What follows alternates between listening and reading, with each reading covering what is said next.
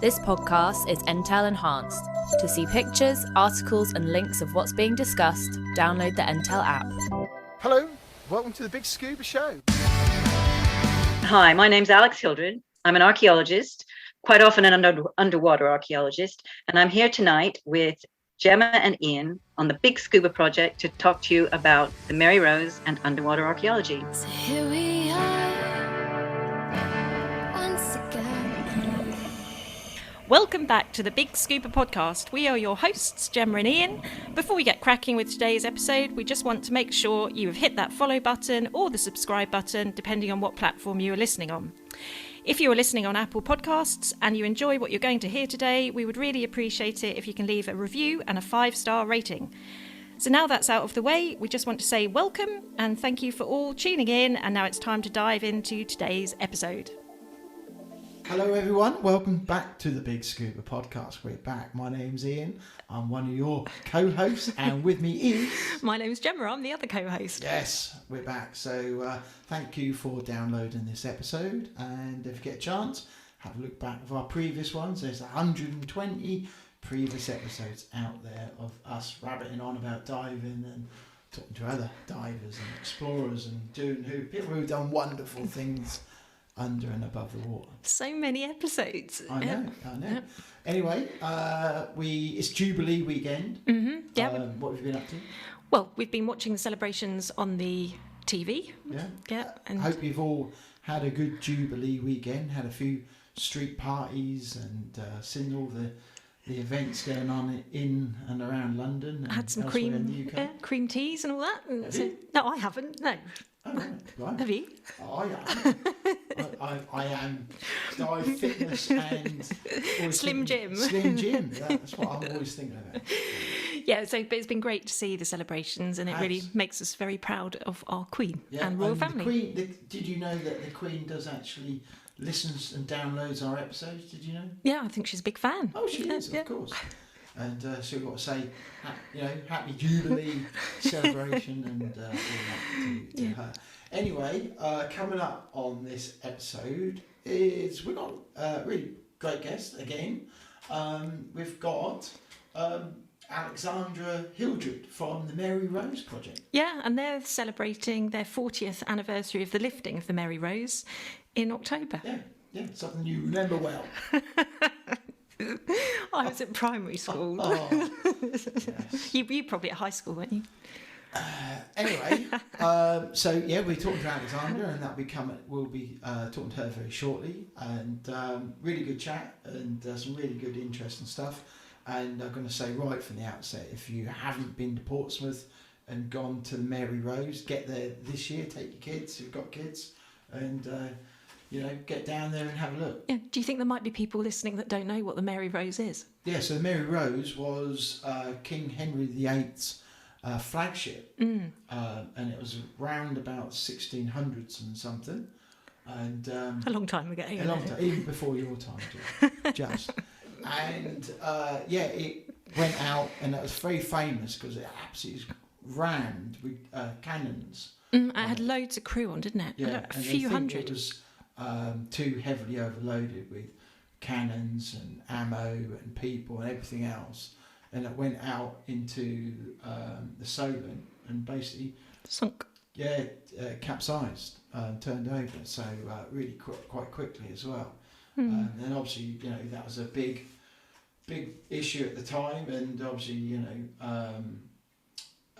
quite a big hit for the king and the nation at the time, losing the flagship like that. And it's been part of our history, and all the way through. And it's a bit like the Queen, isn't it? You think at the moment, where her line goes back thousands of years. Yeah, well, we were watching a TV programme last night about her crown jewels, weren't we? And it's just amazing, the history. It is, and so England's well known for its history and its heraldic history. I know, get me H's out, and it's awesome to be able to do this and talk about these facts about this boat and the actual site, and how they actually managed to raise her without it all crumbling up. Yeah, it's an amazing feat, and Alex tells us more about it. She certainly did. Yeah. But before we talk to Alex, what's been happening on the Coast Guard front this week then?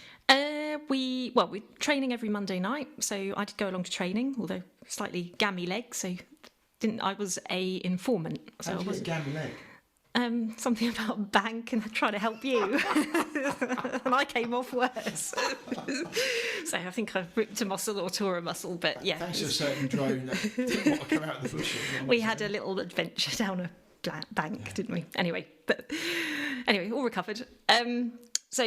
While we were on training, a shout came in. So the lifeboat was towing or bringing a boat back to the harbour. A lady had fallen overboard. But her husband, or they were the only two on the boat, had recovered her.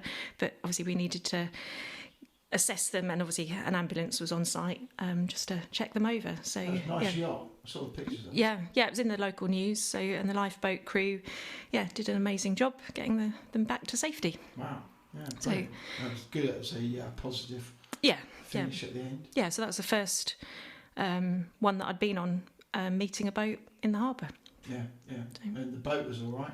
Yeah, I think it was just the casualties just needed to be checked over. Yeah. Cool. So back to training Monday night and back on call as of Monday. Brilliant. Good to know the Coast Guard are out there and all dotted around Her Majesty's Coast Guard. Yes, all ready to pounce should the call We come. don't pounce. into movement and reaction. Yes. Yeah, so what about you? Did you know today is World Environment Day? How cool is that? Yeah, so it's a big day. Yeah, day to think about your environment and your impact on the environment. What you can do to save the planet. Yeah. And then later this week, on the 8th of June, is World Ocean Day as well.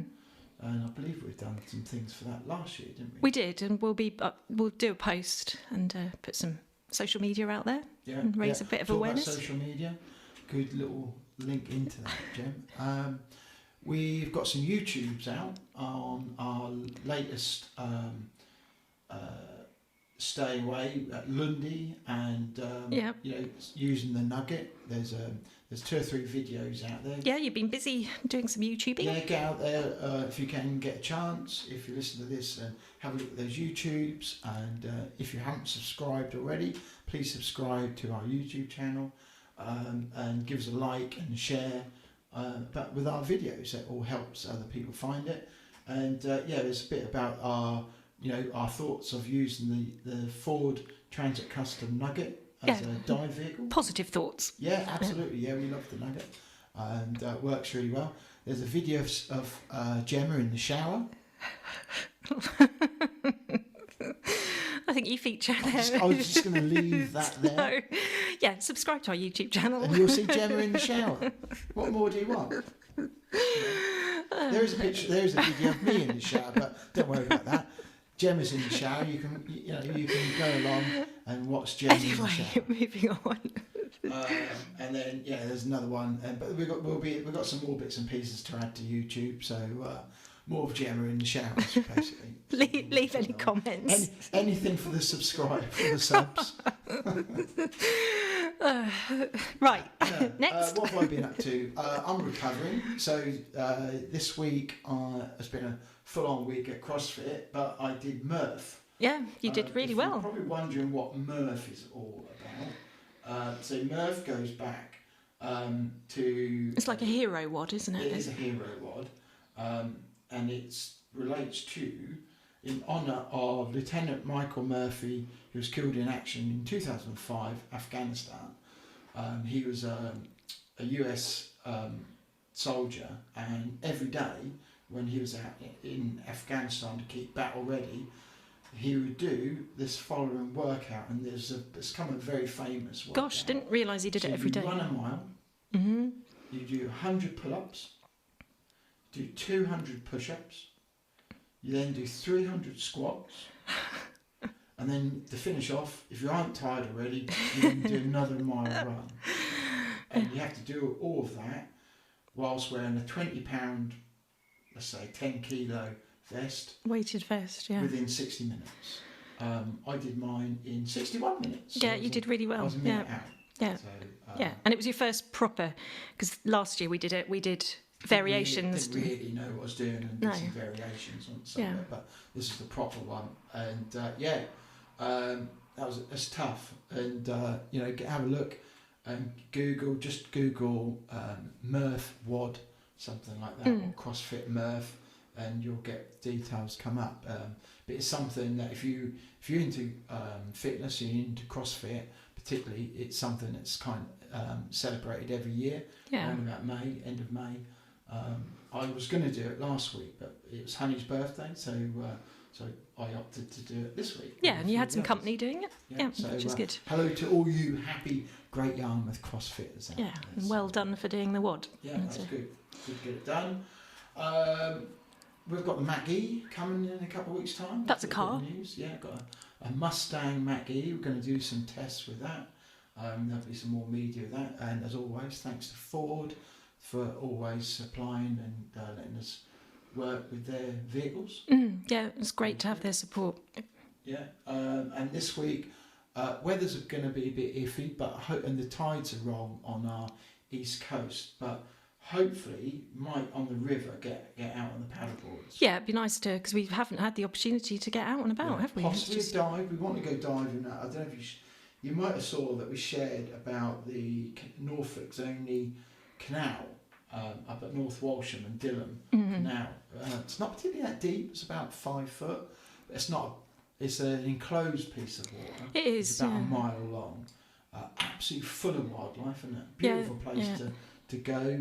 If you're holidaying in Norfolk coming up, go look at that. It's a Norfolk's only canal, dates back about 200 years, and we're hoping to go dive it.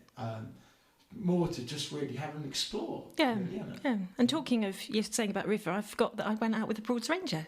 Oh yes. So the Broads Ranger, it's the Broads Authority, so they look after the rivers. Catching people speeding, I believe. We did. So we thank you to Colin, who was our Broads Ranger.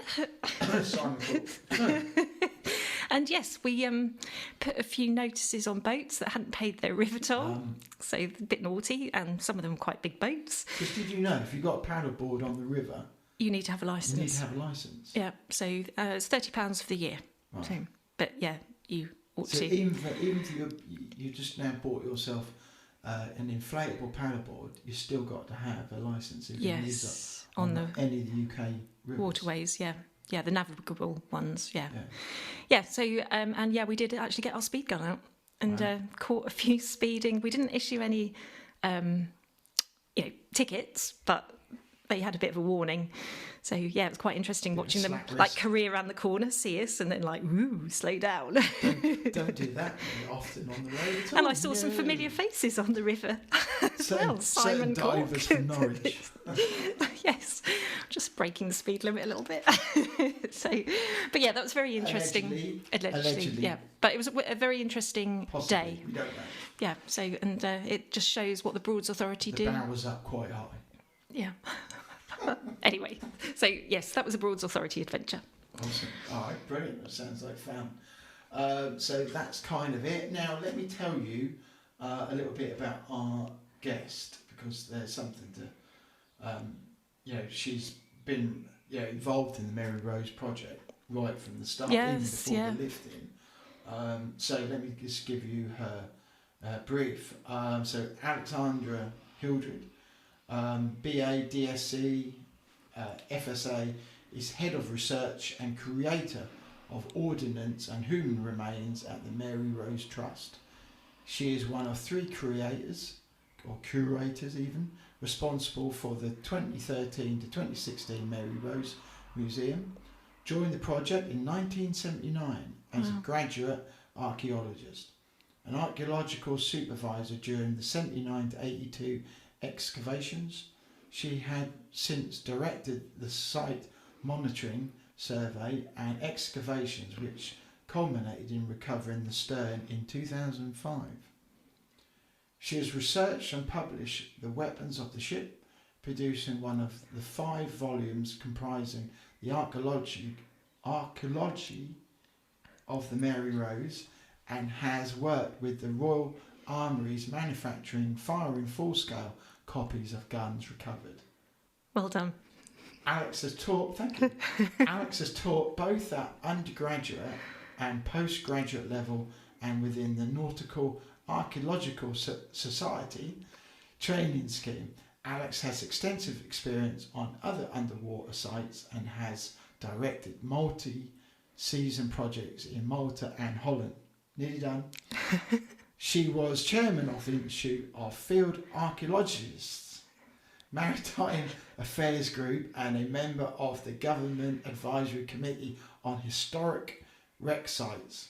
She is currently the nominated, archaeologist for the Mary Rose and Catwater Historic Wreck Site.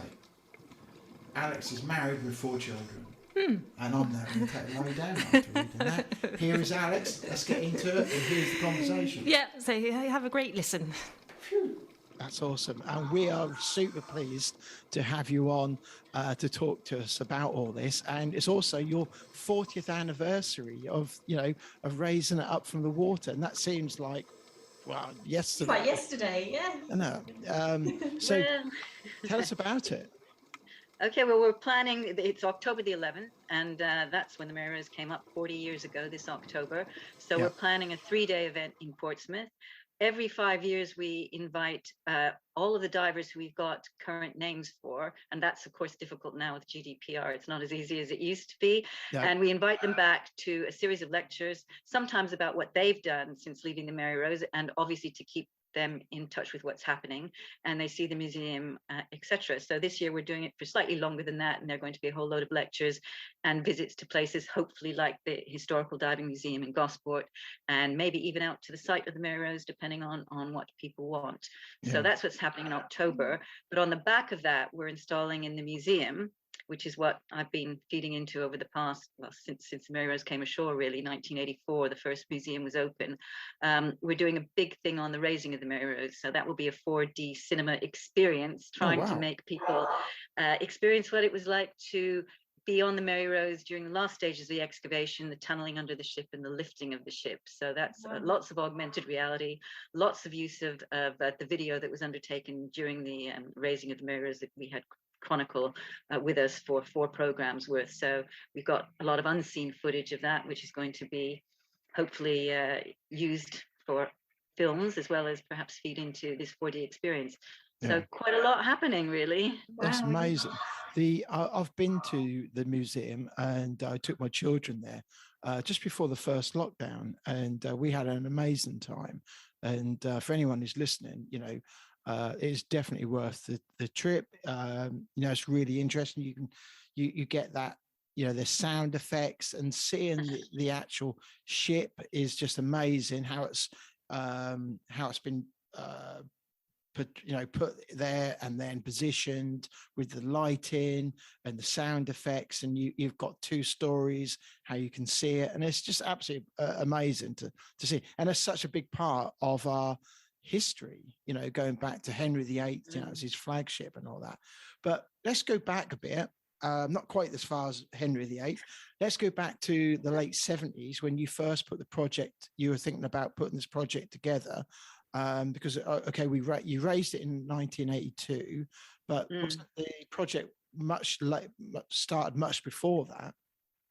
It really started in the mid 60s with a local person who was a scuba diver, BiG club diver, South Sea branch, who was a historian, and he wanted a project to look for historic wrecks within the Solent, and the Mary Rose was obviously the sort of the pride and joy. There are quite a number within the Solent, but he set his sights on the Mary Rose, and so a group of volunteer divers, 10 or 20 at the most, augmented by whoever they could get, really. So it was the South Sea Sub-Aqua Club, some people from Portsmouth, Portsmouth South Sea Sub-Aqua Club, but also Southampton, and things like Royal Engineers and firemen, people with holiday time would come and work with Alex McKee on weekends and occasionally a couple of weeks in the summer to basically scour the seabed, but just put people in the water and look at various features and see whether there was anything underwater. And we've got a rough idea that it was somewhere off South Sea Castle, because there's an engraving which shows the sinking of the Mary Rose. So by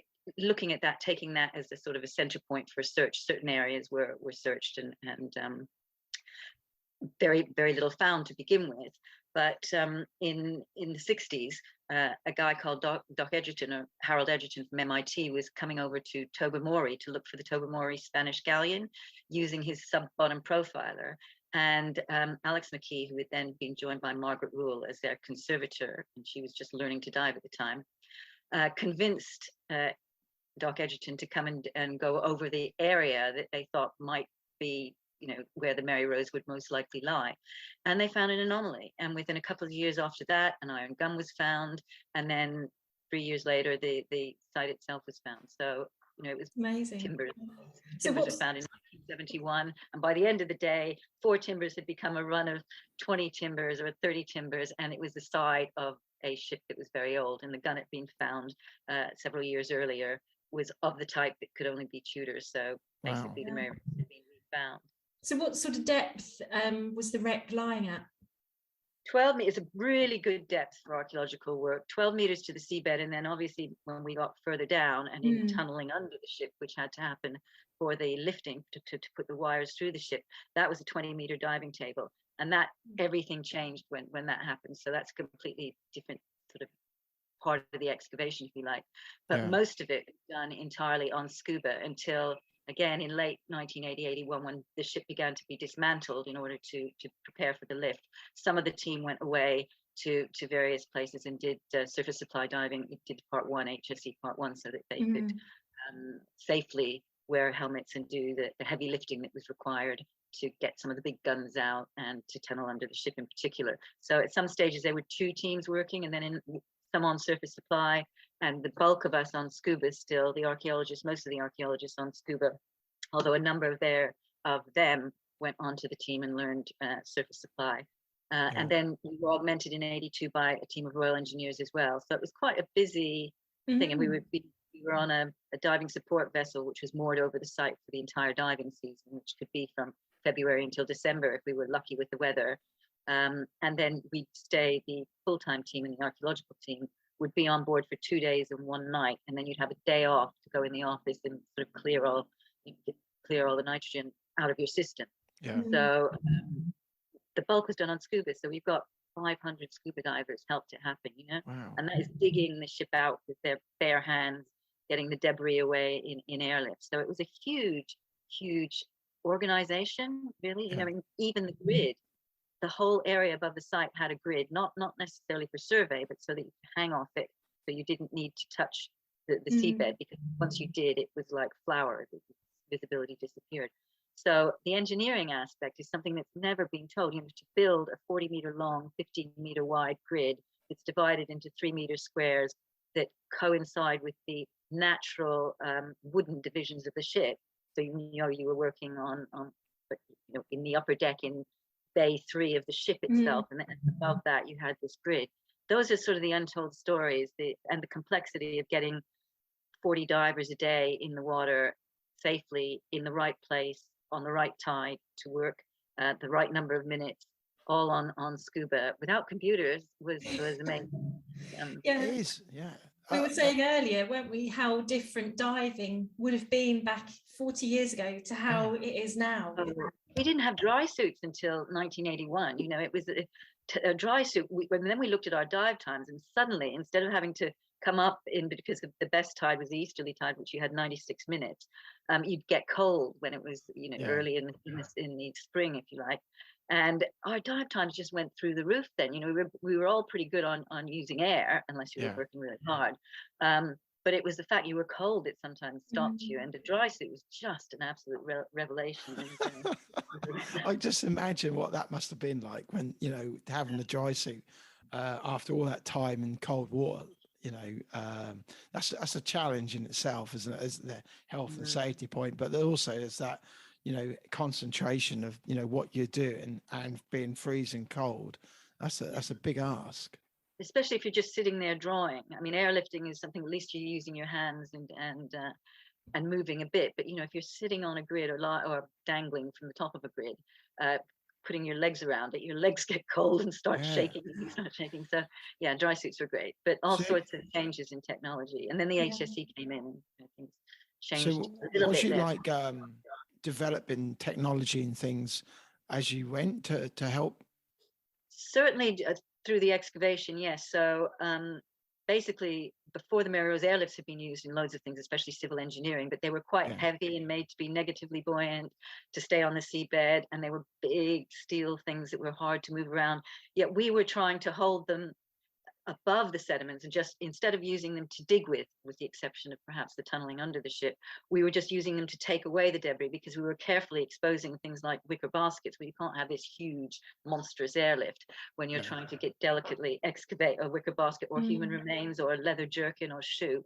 So we made them neutrally buoyant, which was great, and so that you could actually just move your hand over the mouthpiece. They were 4-inch internal diameter, and then go up or go down or whatever. So you were almost using them as a buoyancy compensator as well as an excavation tool, and they were wonderful. You could almost dance with them. You know, the only problem was we had 11 on each side of the shipwreck, and inevitably they got tangled up, and that was it. You know, in mid-water you're trying to untangle an airlift. But again, that's due to the size of the project. So big projects that have happened recently, like the Invincible, you know, they're 2, 3, 4 airlifts maximum, maybe even 2. And we had 11 that you could have 11 people airlifting at once if you wanted to. Now that rarely happened, but that they were stationed along the length of the hull so that you could have access to wherever you wanted to with it, and 11 on the port side because the tides went east-west and the ship was north-south. So it was big engineering operation, really. So who's in charge of all the divers, and who's in charge of making sure everyone was doing what they should be and things like that? Well, Margaret Rule is the archaeologist in charge of the entire archaeological program, and she had 2 deputies, one who was principally considered with archaeology and the other who dive safety, and he managed all the dive safety. That was Jonathan Adams, who's now professor of archaeology at Southampton, and is just he's been doing this huge project in the Black Sea at finding the earliest intact shipwreck at 2 miles deep and stuff. Wow. But so he set in place the diving supervisors rota. So there was always a chief diver on board at any time, sometimes 2, and they would, with the archaeologist, because we would have to work out where we wanted certain people to work at certain times of the tide, because you want to put people, if you're only having people for 2 weeks, you don't want them to have to learn the archaeology in a new place all the time. You want to keep them in the same place. So to do that place accessibility to that changes with the tides, and it changes every day too, because it's always slightly later.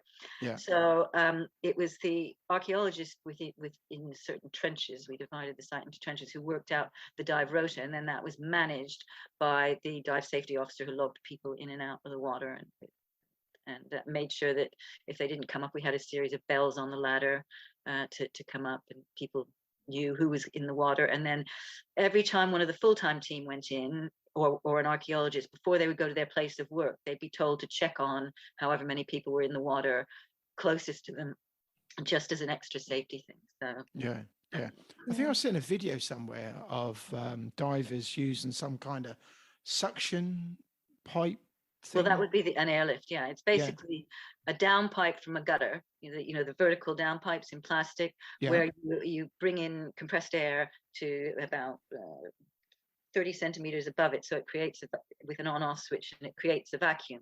And you can control that either by the gate valve, which opens and closes it, or, as I said, by opening or closing your hands over it. So you get a really, really good thingy. But if you let it go absolutely wild, it will suck a hole into the seabed. Even a 4-inch one will. Or if you're stupid enough to get your demand valve too close to it, it'll suck your demand valve out. And if you get it blocked with something, let's say it's a Tudor shoe, which would be an awful shame, it'll take you up to the surface really, really quickly in an uncontrolled ascent. So you would actually let go of it and then go back to where the hose was attached to. The hose was attached to a bigger hose that went up to the ship, and you go back to that and then pull down quietly, and everybody on board the vessel be looking at the airlift that had been up there with this water spouting, and then see it being pulled down quietly, and you'd sit at the bottom saying, I hope they didn't realize it was me. Wow. So it was really good that you had the support from like the Marines and the Navy, then they were wanting to get involved and help with the engineering. And yes, in 1982, I mean, we didn't have that many during the biggest excavation was basically 1979 to 1982. Before that, when Alex McKee and the local sub-aqua clubs had been working, augmented by other people, it had been shorter periods of time, as I said, a couple of weeks in the year or weekends. But when the Mayor's Trust was formed in 1979, we knew that it was a race against time, because what we wanted to do is open the whole ship. Before that, the ship had been found, and basically timbers had been worked around the timbers to try and work out which way the ship was lying, and then put trenches across the ship to understand the structure. And we decided that if we ever wanted it up, the best thing to do is to open the whole area, which is why we put a grid over it, and so that you could basically work from the grid. So and to do that, you know, that's when we had a big change. But from that period on, we didn't have so many Royal Engineers until late 1981 and 82, when they came to do very specific jobs, like dig the holes for the foot positions for the platform that was lowered over the ship, that eventually the wires from the ship were attached to, and then the jacks on the legs jacked it up and moved it into a cradle. Okay. So what was it like trying to get people involved? So back in those days, you know, we've got, so today, when we look at things today, we can look at putting things on social media. We can do all sorts of things really quickly to get support for a project. But back then, how did you go about then getting more support? And was everybody really supportive, or did they say, well, you know, it's an old ship, it's long gone, and we don't need to worry about that? How did that come about? Well, the British Sub-Aqua Club were very, very supportive from the start. So were the Sub-Aqua Association. So we'd have articles in Diver magazine, and that obviously through the network of BSAC clubs, which even then was there were quite a number of them, and we formed our own Mary Rose special branch. So for the divers from Mary Rose, and local radio stations, but also, you know, anybody who worked for the Mary Rose Trust full time at that time was expected to spread the word. So you do it wherever you could. And I mean, they had advertisements in newspapers for anybody who had a couple of weeks to spare and was a diver, ideally with, you know, a certain number of dives. And I think it was said you had to have over a 10 mil wetsuit to begin with. You wouldn't be allowed unless you'd done like 10 dives and or 8 mil, maybe it was 8 mil wetsuit.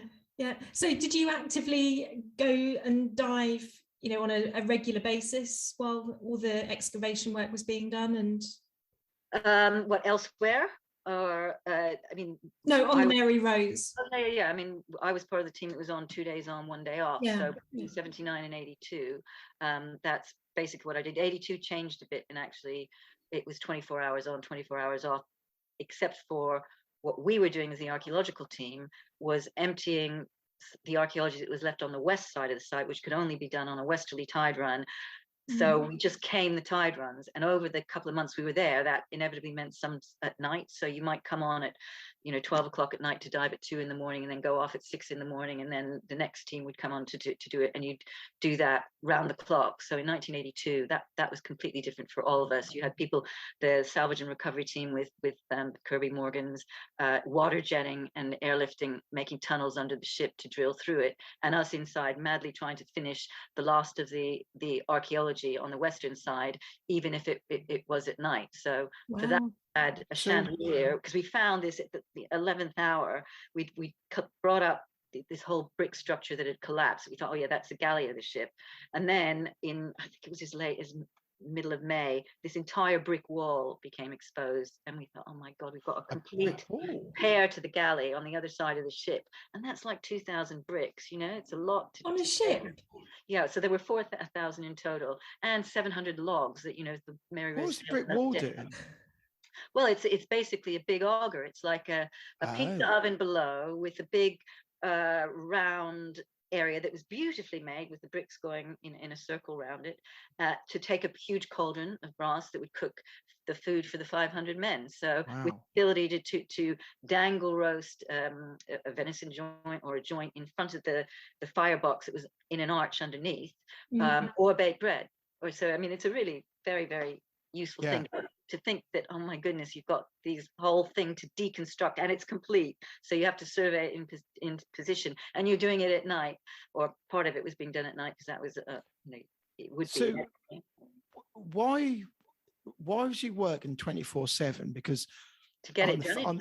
yeah, but what was the deadline? Why was there a deadline? Because let's face it, it'd been under the water, for like hundreds of years. But we'd exposed the whole thing. You see, by that stage, we'd emptied everything but the really solid bits. There were certain bits that had like piles of iron shot that corroded together, and so they were big lumps that had to be taken out. So they're now exposed to the salt water.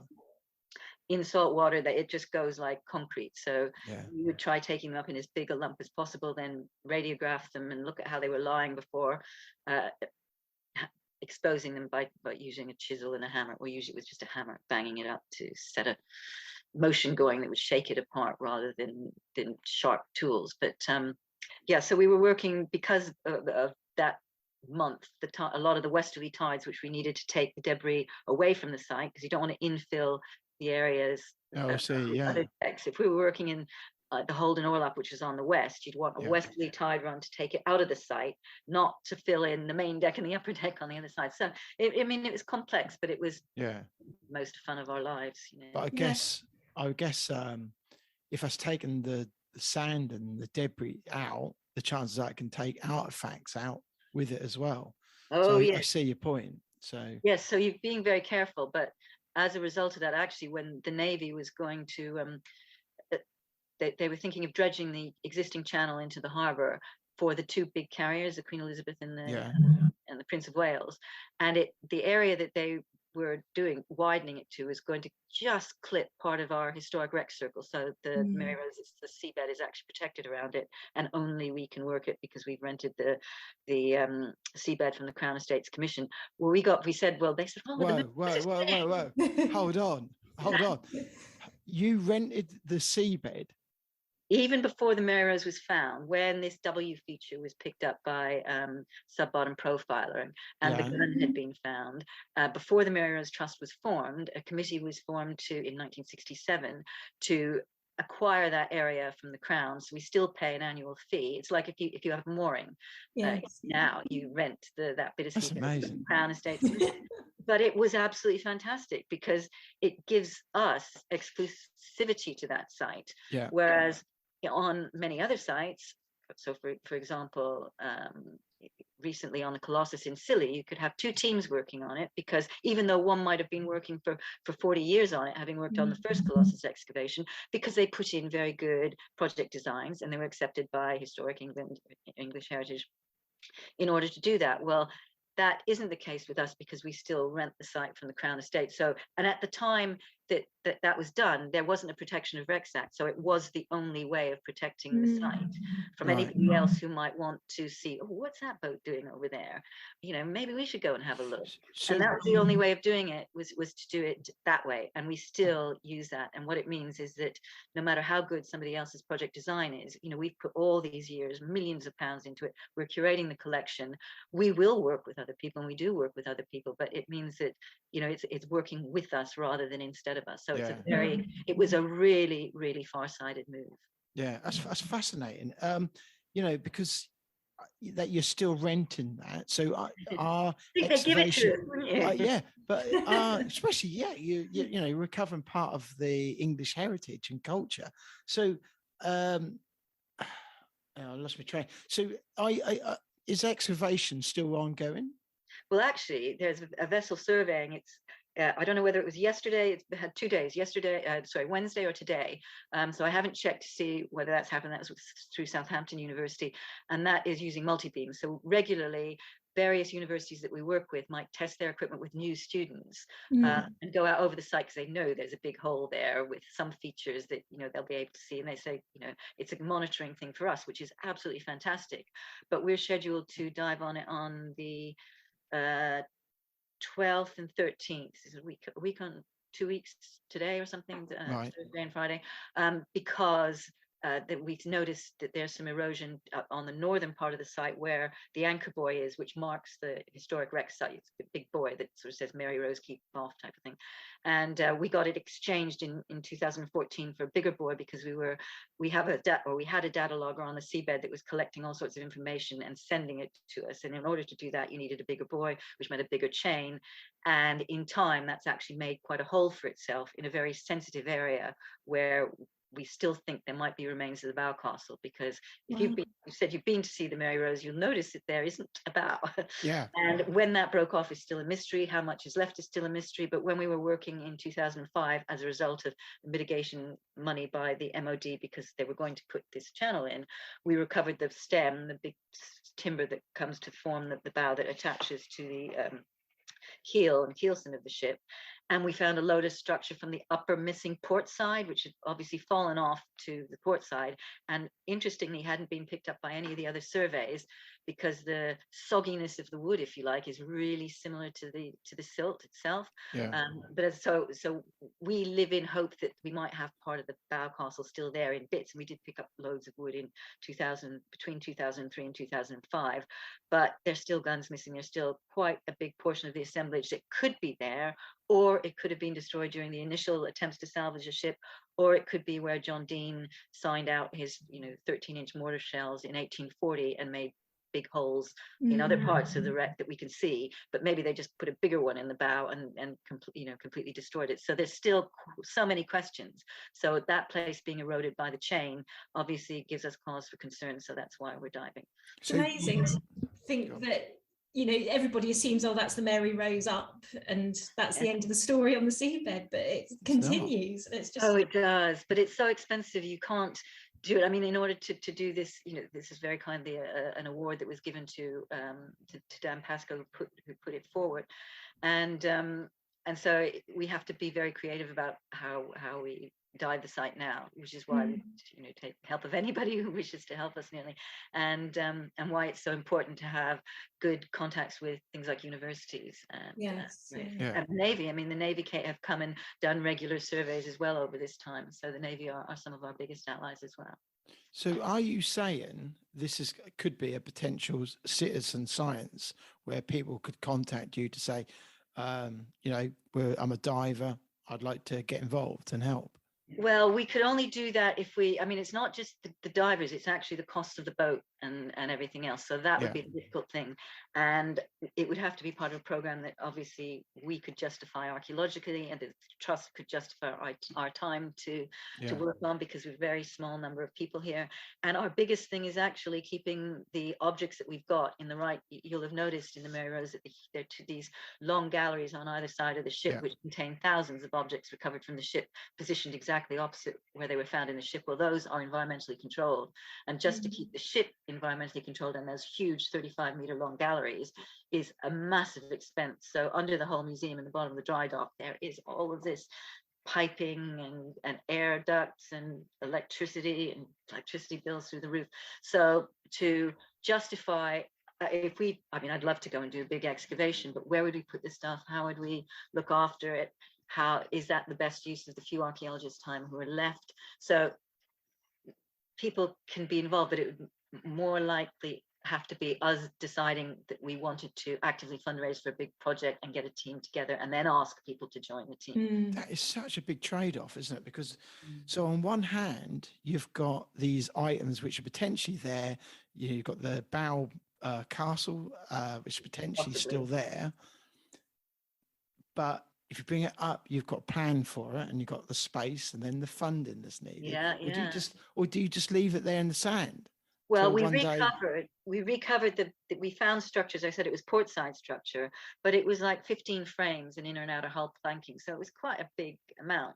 And because we didn't expect to find so much of it, we didn't have permission to go underneath it and look at the underside of it. So we really carefully reburied it with a membrane and then loose sand, and then 80 tons of sand from sandbags that we put into it as well. 750 sandbags, 80 tons of loose sand, and a membrane.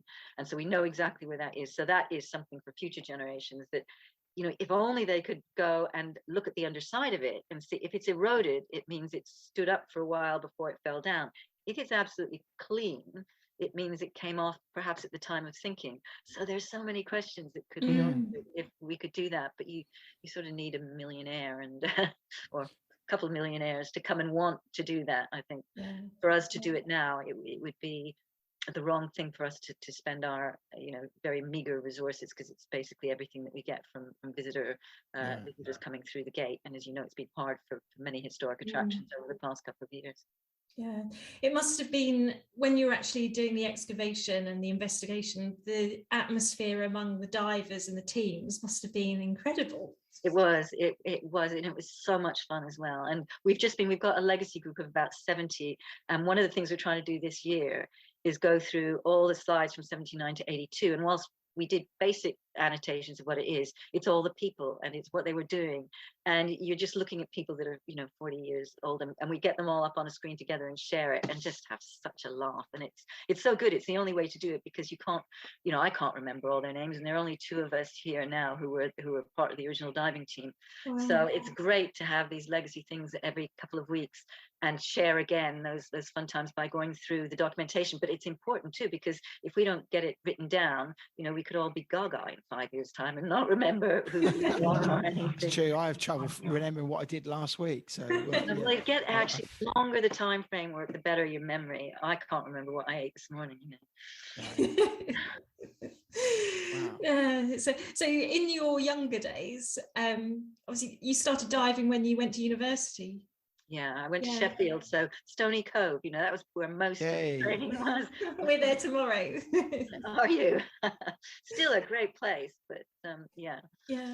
So did you ever think that is the moment that you learned to scuba dive, where that would take you? No, and I didn't think, I applied that entire season for 79, all for every single episode, because it was divided depending on when the spring tides were. There was usually a 4 or 5 day break where it just wasn't worth diving. So there were a number of different sessions, and I applied for every single one. It wasn't till like the second to last one that there was room to, because obviously people got there first.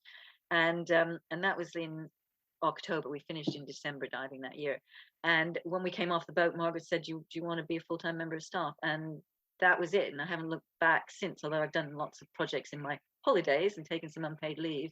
And I would never have thought, I was going to do a PhD in physical anthropology at the University of Calgary the next year, but because the Mary Rose. And I think people talk about the Mary Rose bug, and I do think there is one. And if you were to come to one of our reunions, you'd see it. You've got all these people acting like they're 20 again and having so much fun. But there's a gravity to this, because we've already talked about where were you when they raised the Mary Rose. I know where I was. Gemma know where she was, and we kind of think, wow, this is going to be around for years to come. Future generations will see, they'll research it, they talk about it at school, as part of our history, and you've been part of that, and you've always that's always going to be part of your life, isn't it? As part of your thing. Yeah. It's an amazing thing to be part of. It is. It's amazing. Absolutely. I've been so lucky. Just can't. Yeah, and it's really great to think that is not the end of the story, where the Mary Rose is, above the water, but there is still much more to find and locate. Yes, and we're still, with 2003 and 2005, we did have some younger divers who, some of them were coming out on next week after next. So, there is that transfer of information from one generation to another, which is really good. And that's push for this legacy thing too, is to give the next generation as much of our knowledge as they can, we can, of the site and of what we thought we left behind in the important areas that oh gosh, if only we'd gone there, we might have found this. So some of it might just be gut feelings, but it's that sort of thing that you can't replace and weren't necessarily written down in the fantastic site books and dive records that we've got. Things we didn't do but want other people to do. So the legacy. inspire, the younger generation now, although that was 40 years ago, Mary Rose came up, but to inspire people with that bug, might lead to amazing things in the future. Yeah. So are you still diving? Yeah. So I dived on the Invincible 2 years ago, and I mean, not a lot has happened since the lockdown, but and then before that, the Rosevike on the Goodwin Sands, and as I say, Mary Rose in 2 weeks' time. Yeah, that's good. So what level did you get to yourself? Well, for BZAC, it was advanced instructor, and for a while, my husband, who was then working on the Mary Rose as well, had a diving school, which we taught both. So I helped teach scuba. So we taught scuba, and he did some, because he was on the dismantling and then the salvage team. He also did some come and try it surface supply stuff. So that was in Gosport. So we did that for a couple of years. I was an advanced instructor. And then when the HSE got, underwater archaeology became more involved in health and safety, various other things, because we were all then definitely at work. I went to Fort William and did a part 3. So I got a part 3, which is all you need for the sort of work that I'm doing. And various other things. I don't really need explosives, and wow, other people can do that. So, yeah. Do you dive like for pleasure, recreationally, rather than? I used to a lot, and we have a house in Scotland, so it's a beautiful place to dive, and all my 4 children dive. So, but it's sort of not so much because it's so much of a job. It's probably not as much as most people. But we did with the diving school. We went to Malta quite a lot and then had a project in Malta, the Grand Harbour in St Paul's Bay. So I would say we did a lot of diving. Most of it you'd probably classify as work, even though it was fun scuba diving, teaching people to dive. But it wouldn't be. I've never been on a liveaboard just for a holiday. No. I'd love to. And I've lived aboard Great Rex, but it's all been working. But if you love the work, where's the work? Where's the work holiday boundary? It sort of doesn't really exist. So what's been the most surprising thing, do you think, has come out from the Mary Rose? What's been the one thing you thought, wow, I wasn't expecting that? Okay, I think it is the recent work we're doing on the human remains, which are showing that of the few that we've done detailed research into, that 4 out of the 8 people that we've looked at in detail seem to be non-English. So including one whose father was definitely born in North Africa, because that was one that we did DNA rather than isotope analysis. So I think it's still learning about the crew and about how diverse England was at the time. And so that in the museum we actually have an exhibition which is due to end in June, which explores diversity in the crew of the Mary Rose. So I think for me that's one of the most astonishing things that we found out and are continuing, and that is a huge reservoir. We've got the remains of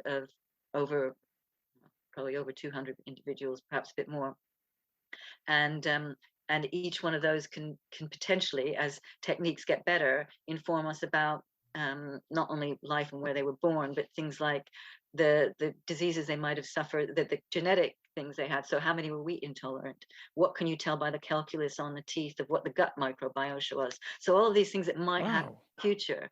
And that's we can't do too much now because a lot of this stuff is destructed at the moment. You need to take a sample and you destroy the sample in doing it. So that's why we're doing so few.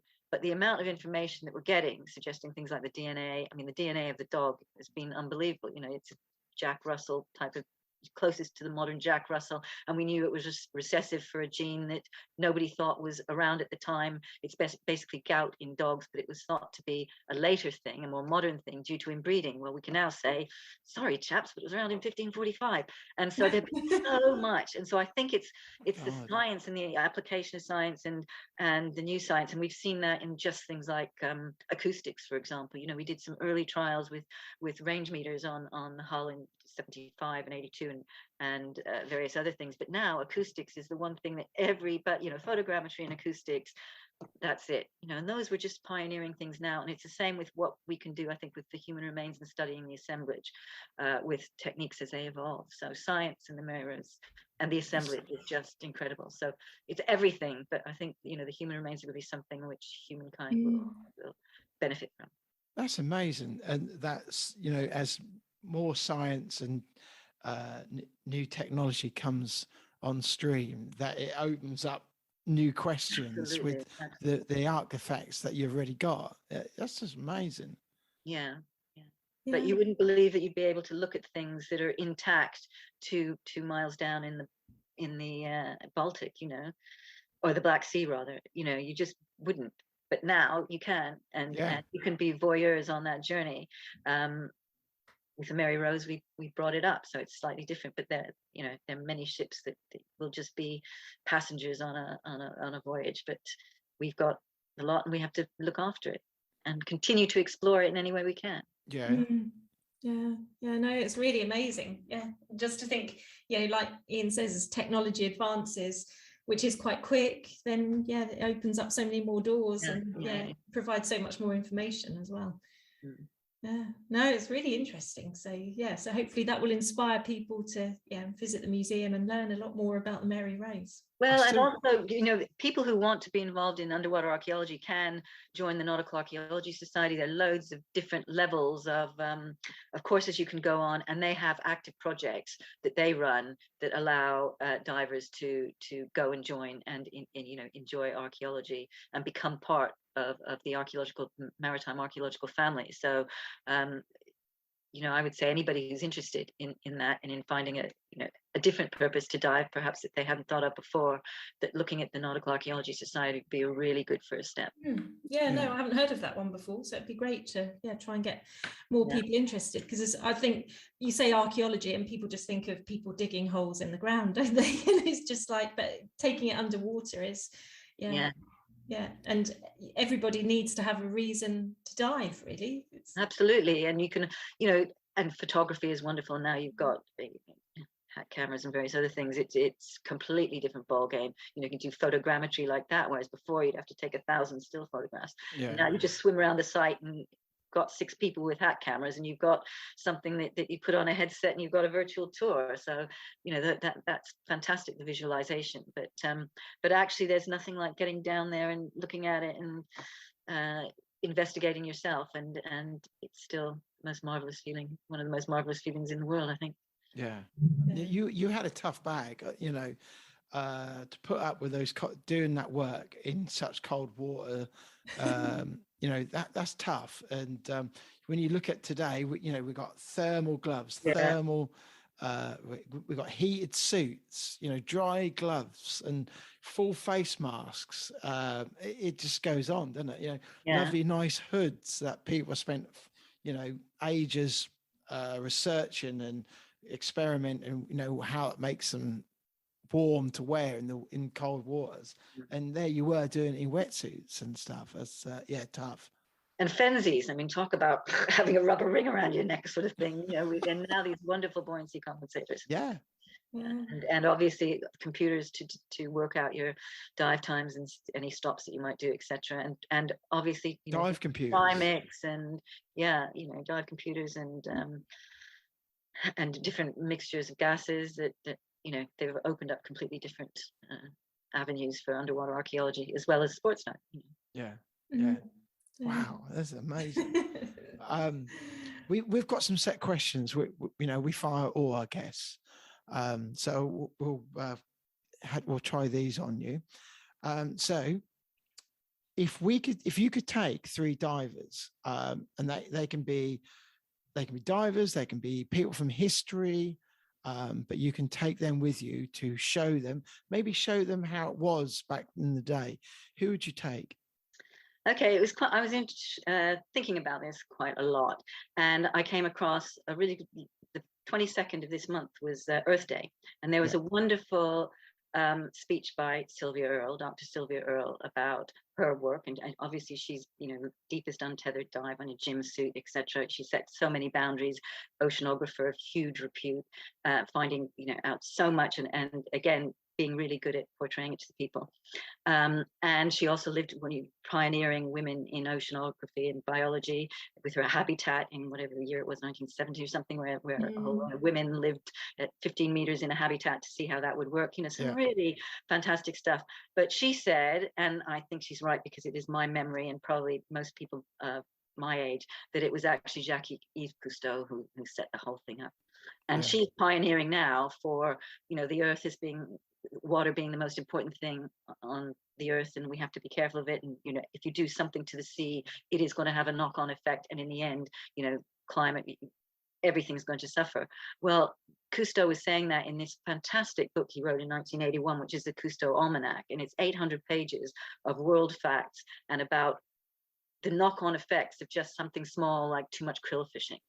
And it is a Bible to live by. So not only did he have all these wonderful pioneering expeditions and films and the stuff that he did with cameras, and he also was involved in helping with things like the development of acoustics, and obviously we know him for the aqualung, the demand valve and aqualung and scuba. So accessibility and presenting to the public, and those wonderful exhibitions and films, The Silent World. I mean, I grew up on that. And so I think with his pioneering stuff, and in 1997, the United Nations accepted one of the things that the Cousteau Foundation had written, which was basically, we owe it to future generations to look after the sea. And it was a 4-page document about what we should do in order to safeguard the sea, to preserve it for future generations. And that's a really big thing for somebody, to have done and got through the UN as a ratified important thing. So I'd say it would be Jacques Cousteau without a shadow of a doubt. Now, not just for that, but for the stuff that he did for maritime archaeology and the early, because he brought that to the attention by some of his films on some of the most wonderful wrecks like Antikythera, which found by sponge fishermen in 1900s or 1907 or something, and worked and brought up huge statues and various other things. He then went back and worked it and brought up more, and brought it to the attention of a wider audience. So, and he did that with a number of wrecks that have been found before. So bringing all those things from classical civilization and pre-classical civilization to modern day audiences. And that then sort of leads into my second person, which is, so Jacques Cousteau would be having to have a tour of the Mary Rose and tell you everything, and also for the stuff you warned us about the seas, which we haven't really done very much. We're not really ticked that box quite yet, but to show him the Mary Rose. But also my second one would be Damien Hirst, because he has fabricated the most fantastic story in his unbelievable shipwreck, copying almost exactly the films of Cousteau. It could be a mixture of Cousteau's films and the ones we did on Chronicle, to the extent that and again, it was sponge fishermen or fishermen who found the site. An archaeologist then realized about it, then went to Damien Hirst to get funding, who then brought a team in who did a pre-disturbance survey. So it follows all the archaeological things correctly. And he's got these names of people, and you look them up in Google, and they don't exist, or the institutions that are supposed to have done a year making a version of the ship that could have carried all these things based on, one keel bolt or something. Yeah, the person who does it is John Adams, and he down the road in Southampton, and they didn't spend a year making this shipwreck. So the whole lot's fabrication. But what it does is his 189 displays in Venice in 2017 did so much to bring underwater archaeology, and thinking that he's spent years making these false things and weaving this wonderful story around about a slave who became free and was carrying this huge lot up to Rome, etc. Fantastic story, including videos, including you can walk through, you can have a tour of the exhibition, which took up like 60 rooms in 2 palaces in Venice in 2017, and see clips of the excavation in exactly the same way as you'd see us doing it for a Chronicle television program. So I think that would be fantastic. And one of the other reasons why I want him is I think it would be great to have some of his statues either in the dockyard, because we had the Kiss beside between HMS Victory and the Mary Rose Museum, or even one of the huge monster type figures within the Mary Rose ship hall next to the ship. Or even better would be if he could build a new thing that would incorporate a support for the stem and then a support for the rudder, so the Mary Rose could look, you could get her full length. At the moment, our cradle that we've got her on is the one we lifted her on, and there's no room for adding supports for that. So that would be my challenge for Damien Hirst, and one of the reasons, because I want to give him, I can't find out, it doesn't. We've not had Damien Hirst before. Well, he's the artist, that does all of this very controversial artwork, including this fake shipwreck story in Venice, which had the public raging or thinking it's fantastic, but is it fake or is it not fake? And you realize that's Mickey Mouse. It's a transformer, But then beside it, you'd have this wonderful Medusa's head that obviously had spent, he probably spent 10 years working on these objects. And the person who's the slave, his name is Sif Amotan. Well, if you look at that, it means I am not real or I'm fake or something. The whole thing is a joke. Brilliant. And it is brilliant, but it is great for maritime archaeology. And I like to show him the real thing. And I'd like to display his real art near our real ship. The dockyard will let me, the Mary Rose Museum, this is my views only, would let me do it. So he would be my second person, because I think he's done a lot for getting, people talking about maritime archaeology. Yeah. Brilliant.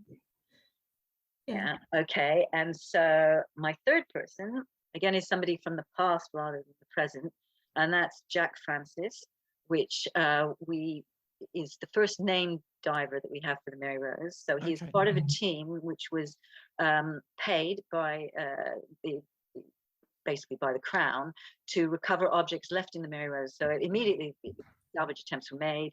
They couldn't lift it upright. She basically rolled over she's 12 meters wide, 12 meters deep, rolled over, sank, couldn't get her upright. So tried to do it, broke the foremast, left it for a couple of years. So then another team headed by a guy called Peter Paul Corsi, who lived in Southampton, came in and worked and picked up some anchors and some guns. And a member of that team was somebody called Jack Francis. And the team of divers were diving a number of wrecks around the Solent. One of them was owned by some other Italians who accused them of stealing lead ingots. And Jack Francis, who was one of the team of Peter Paul Corsi's divers, was a witness in a high court, a court of the Admiralty hearing in defense of Corsi, saying, no, the only reason why the ingots were taken is because they defaulted on the payment or whatever. But in doing so, you find out a bit about him. And he was born in the Isla de Guinea, which is off West Africa. So it's possibly very close to Capo Verde or something. So very close to the first Portuguese settlements, ports over there. And then he was brought to England eventually. We don't know whether he became naturally via Portuguese link, or whether Corsi actually went out and got sponge divers, because they were supposed to be renowned for their ability for breath holding. And within this transcript, it says that he was a really good breath hold diver who could pick things up. And so, we've got 3 other names within the team as well. So we know he was the first, one of the names of the first divers we have at the Mary Rose, had brought some stuff up.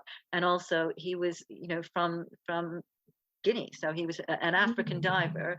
And that then again, we found out, because at the same time as we were doing this, we were looking at these isotope analysis of teeth, so that we actually had a friend, an African diver, and then possibly, an African person on the cruise. So that opened up a new thing. And I'd like to take him down and say, you were walking along the side of the ship that isn't here, but this is what was below you. And can you tell me, was the bow still there in 1547? So, everything's got an ulterior motive, but I just like to, and what were you wearing? Was it all breath hold diving? Did you have some sort of a thing to the surface, or was it a wet bell? Because wet bells were, were around at that time, mostly in Italy, but exactly how did you do it? How did you get these guns out? I mean, it would have been the ones that would have been high up on the port side, so they would have been accessible, and he probably would have been able to walk along the side, and if he stuck his hand up really high, he might have just broken the surface on certain stages of the tide. But I would like him to be it. And then I'm going to do a wobbly with the fourth and add one that you wouldn't have had, and that would be a great grandchild of mine. Oh, cool. Yeah, amazing. Yeah. So they can get the Mary Rose bug. Yeah, it's brilliant. Well, it's inspire the youngsters as well. That's what it's all about, getting people in the water and just getting there and finding a real bug for it. It's no matter what. Yeah. So if you could sort of tell somebody a nugget from your life or a piece of advice, what would you say to maybe looking back? What would you say to your younger self now? Never stop doing cartwheels. That would be one, because, because a cartwheel takes so much. Hey, you look at it now. You try doing a cartwheel now. I mean, I used to do them around the garden all the time. And you're throwing yourself down to the ground and trying to, it takes coordination, it takes skill, it takes balance. And if you keep doing that for your whole life, you're going to keep fit, and it's going to keep your mind fit, it's going to keep your coordination fit. So that would be good. But actually, my one, which is, and that's a very selfish thing, but my one that is less selfish, because I think it is for everybody, is never say can't. Just never say can't. Always say, because A, it could wreck somebody's dreams and completely demoralize them. It's so negative. But B, there is always another way to look at things. And you might not be able to do exactly what the person has done, but if you look at things in a different way, you might be able to take baby steps towards it, or you might be able to do it, or you might be able to find somebody who will help you doing it. And actually, one thing that I've learned through Mary Rose having to ask people is usually they are really wanting to be engaged and to help, and it's a good for everybody feeling. You know, everybody feels happy. Whereas if you say, "Oh, that can't be done," you know, forget it, that can't be done. Oh, and I bet you had that. I bet you had well, that. and I mean, the untold stories of the year of salvage and recovery, where you were up against a brick wall and people saying, "No, you can't do it that way. You can't do it this way." Well, you know, we just will, or we'll find another way, but we will do it. Well, I think that goes for human nature, doesn't it? Because if we'd all listened to that statement being told to us, we would probably still be in caves. We'd never made it to the moon. We would never lifted the Mary Rose. Yeah. You know, and the list go on. You don't have the wheel. That'll be problems. Fire? What's that? You know, run away and there'll be a problem. So no, it's all about, you know, evolution as well. If you said can't, we would just not go anywhere. But yeah. So that would be one of them. Very good advice. I like that. That's brilliant. Okay, another question for you. So we give you a billboard, and you can put anything you like on that billboard, but it's going to be a message to the world. It can be a video, it can be a picture, it can be a statement, whatever you like. But it's got to be a message to the world. What are you going to put on it? Okay, well, the first thing I thought would be a video, and it would be the Earth from outer space, showing, you know, the fact it's a watery planet, and then sort of that getting bigger, and then the seas actually getting smaller and smaller and smaller, and then suddenly the whole world disappears, and then, you know, sort of save our planet type of thing.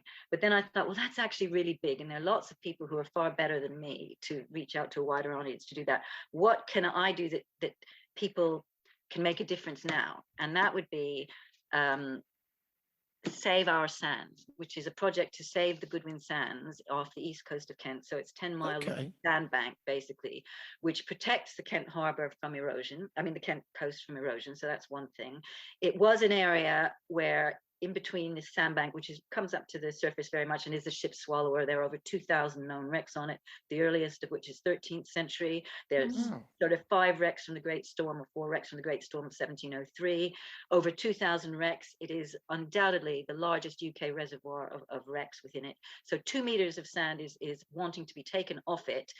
It's being delayed and delayed and delayed. It's a marine protected zone, or conservation zone. So it's got a grey seal colony of 500 seals. The intertidal habitat would go.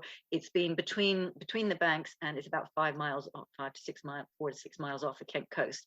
You've got an area called the Downs, which was and still is a safe anchorage during certain times of when there weren't bad storms.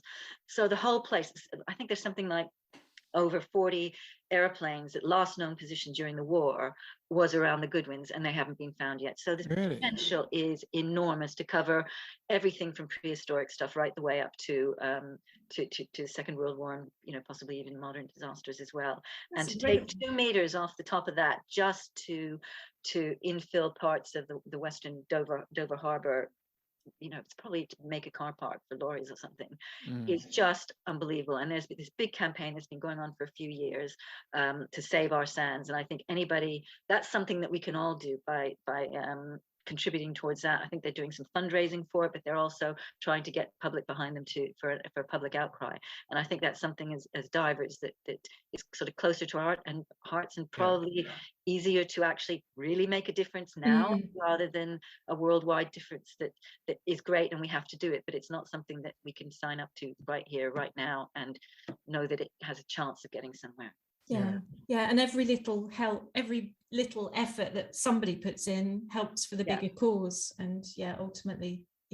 And as divers, we don't want those beautiful places to erode, because you erode, you take it off one bit or off the top and it will have erosion in it. That happens actually anyway with wrecks coming in and out of the sand, because the sandbanks do move. But, to do this sort of thing, and it's only because it's cheaper than getting it elsewhere, the costs that have been done for doing it, it showed it's basically cheapness. It's cheaper to get the aggregate locally than it is to bring it in. And so they're saying, okay, well, the carbon footprint is bigger if you have to move it, but the footprint ecologically is just huge, and the computer modeling that's being done has been proved to not be particularly accurate in something else, so I have no faith in it.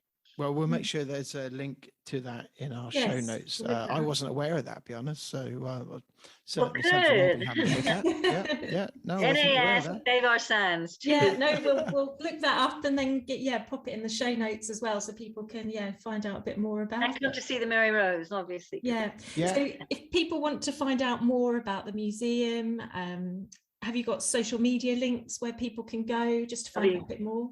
www.maryrose.org, and there are all sorts of Twitter and other things, and I'm told that our Twitter person is on that. We've got a digital marketing person who's dealing with all that. Oh, brilliant. Well, we'll put all the links to the actual museum and the social media links, so people can find out a bit more and hopefully be inspired to come and visit as well. Thanks, and good luck with everything you do. And I have enjoyed listening to the podcast that I have listened to, so cave diving ones. No, it's been brilliant. No, thank you very much for coming on. And I think Gemma's never been yet, but I think that's a good excuse to come down and show Gemma the wreck and all the artifacts, and because I like it, because the way how you've got them on display, and you've been very careful with light, how it enhances them and it's easy to see them, so like that's brilliant. So it's really nice, and definitely I'd say to anyone who's listening is to go and visit. It's brilliant. Well, the best thing that I got is when we brought the divers in, when the last reunion was 2017. So we just opened the new museum. The bottom two levels are just glass, so you can look at the ship right through it. Whereas before we only had small windows because the ship was being dried and there were all these tubes over it. And they walked down. They said, "Oh my goodness, it's just like swimming down the main deck." But you can see, you can see further than half a meter or a meter, and that for us. The few of us who'd worked on the exhibition from the time it was underwater, it just, that was the best result we could ever have. So I'm glad you thought it was a bit immersive, definitely. My kids loved it. They really enjoyed it, and it's totally fascinating, because you kind of look through the window and peer at it and just kind of absorb it and take it all in, and it's very cleverly presented. Like I say, the sound effects, it's very 3D or 4D even, and you feel like you're part of it. It's very, very clever. Big thumbs up. I'll definitely look forward to well, you have to let me know and I'll take you around. Oh, that'd be brilliant. It'd be great to meet you face to face as well, and thank you for just such amazing enthusiasm, and it's very infectious. Well, you guys are enthusiastic too. You can hear it through all the podcasts, so it's great. Thank you very much. Thank you very much. All right. Thanks a lot. Bye. Enjoy your weekend. Thank you. You too. Bye. Bye. Bye. Alrighty, we're back. So thanks for Alexzandra for coming on and giving us her time. Yeah, it was really interesting. That is, and absolutely fascinating. And the fact that you have to pay rent for some of the seabed. Where it is. Yeah. Wow, blows me away. And there's more to be discovered. That's really. No, I never knew that. I thought everything was all up. Yeah. No, it's really, really. Alexandra. It'd be great to go to the museum at some point. Well, yes, I wouldn't mind going again. I know the kids really enjoyed it as well, so definitely one to do. Yeah. So yeah, really big thank you to Alex and her colleagues for taking part. We'll be keeping an eye on the preparations for the celebration later on this year, and hope that they all go well. Yeah, it's 40 years. Yeah, which is amazing, isn't it? Okay, so coming up on next week's episode, we very recently caught up with and had a bit of a chat with a bit of a regular on the old podcast. Yes, yeah. Christina Zanato. Zanato And a partner, Kevin Lorenzen. Yes, and we had a really good catch up with them, and it's really good that they came on, and we had a bit of a laugh and a bit of a joke. And Yeah, it was lovely. They got some news, which they'll be sharing on next week's episode. Yes, yeah. So we spoke to them actually yesterday, and they were actually in New York, not the Bahamas. New York. Yep. They are there for the because Christina's a keynote speaker. Yes, actually last night. Our World Underwater Scholarship Society at the Explorers Club. Yeah, which is obviously a great privilege, and they're obviously going to meet some of the scholars. Yeah, they'd lost their gear. They lost all their luggage. Their luggage, yeah. Both of them. So we hope by the time this comes out, you would have got all your luggage back and had a great time in New York, both of them. Yeah, no, so it was really good to see them, and lovely to see them so happy as well. It is, yeah. There's a little bit of, I think they had the land sharks with them, didn't they? Well, there was some New York dogs featuring in the background. Can't get away from the dogs. Yeah. So, no, but that will make a really fun podcast. It will. So download that episode. Before we go, as usual, every week we kind of plead for somebody to leave us a review. It'd be really good. It doesn't cost nothing. It's absolutely free. Takes a few seconds to do. Wherever you're listening to your these episodes, please leave us a review. It just helps other people find us, and it helps us go up in the old charts and spreads the diving message. But just be nice to hear from. And we love hearing from you. So for people who've left comments on our YouTube channel, we thank you. Yes, and if you send us any DMs on Facebook or Instagram, we'll always respond. Certainly will. Okay, well, I think that's it for it. I think everything's covered. Yeah, I think we've got the rest of Sunday to... If you're diving this week, let us know. If you're either in the UK or abroad, if you are in the water or on the water even, let us know where you're going diving.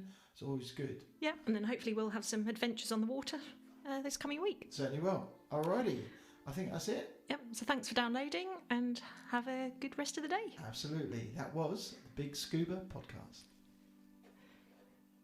Now that does wrap up today's episode of the BiG Scuba Podcast.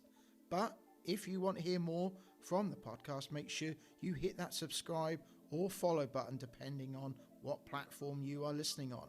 That way you will never miss an episode from us. But if you are listening on Apple Podcasts and did enjoy what you heard today, we would really appreciate it if you head to the show page to leave a 5-star rating and review. It really does help us. If you do, please take a screenshot of that review and send it to us on Instagram, and we'll give you a shout out to say a big thank you. If you have any questions for us or anything that has been mentioned in today's episode, be sure to reach out to us on any of our social media platforms or send us an email. The links are in the show notes. We will get back to you no matter what. If you have made it to this point in the episode, we both want to say a big thank you for tuning in, and we'll see you on the next episode.